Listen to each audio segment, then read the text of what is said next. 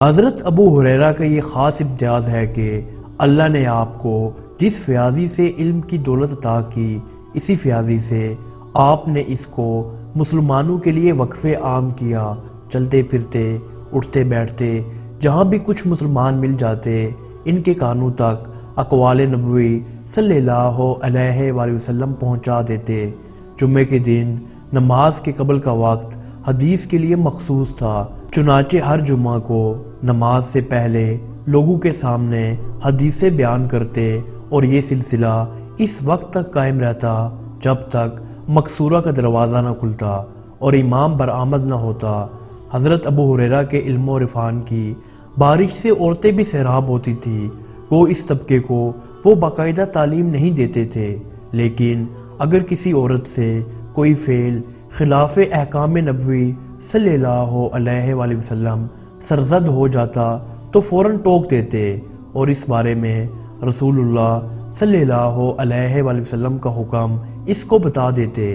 ایک مرتبہ ایک عورت سے ملے، اس کے پیرہن سے خوشبو کی لپٹ آتی تھی۔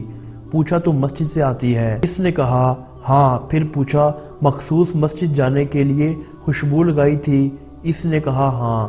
فرمایا میں نے رسول اللہ صلی اللہ علیہ وآلہ وسلم سے سنا ہے کہ اس عورت کی نماز جو مخصوص مسجد جانے کے لیے خوشبو لگاتی ہے اس وقت تک مقبول نہ ہوگی جب تک کہ وہ غسل نہ کر ڈالے، یعنی اس کی خوشبو دھل نہ جائے، کیونکہ وہ فتنہ بن جاتی ہے۔ غرض اس عہد مبارک کی خواتین بھی ان کے علم کی خوشہ چین تھیں، چنانچہ آپ کے زمرہ روایات میں حضرت عائشہ کا نام بھی نظر آتا ہے۔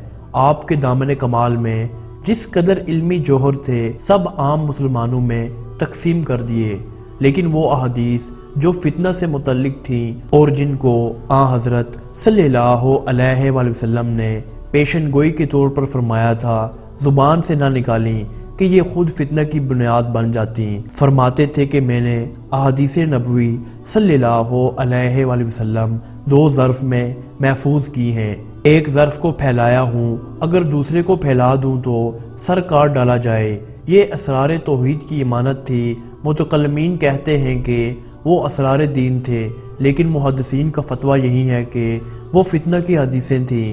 اشاعت علم فریضہ مذہبی اور عمل خیر ہے، لیکن اگر اس میں مذہبی خدمت کے جذبے کے بجائے نمود و نمائش کا شعبہ شامل ہو جائے تو یہی عمل شر بن جائے گا۔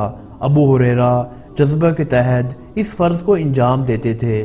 حضرت ابو ہریرہ کی روایات کی مجموعی تعداد 5374 ہے، ان میں 325 متفق علیہ ہیں اور 79 میں بخاری اور 93 میں مسلم منفرد ہیں۔ احادیث نبوی صلی اللہ علیہ وآلہ وسلم کے عظیم الشان ذخیرہ کی مناسبت سے آپ کے روایات کا دائرہ بھی وسیع تھا۔ بعض روایتوں سے ظاہر ہوتا ہے کہ بعض صحابہ ان کی روایات پر اعتراض کرتے تھے۔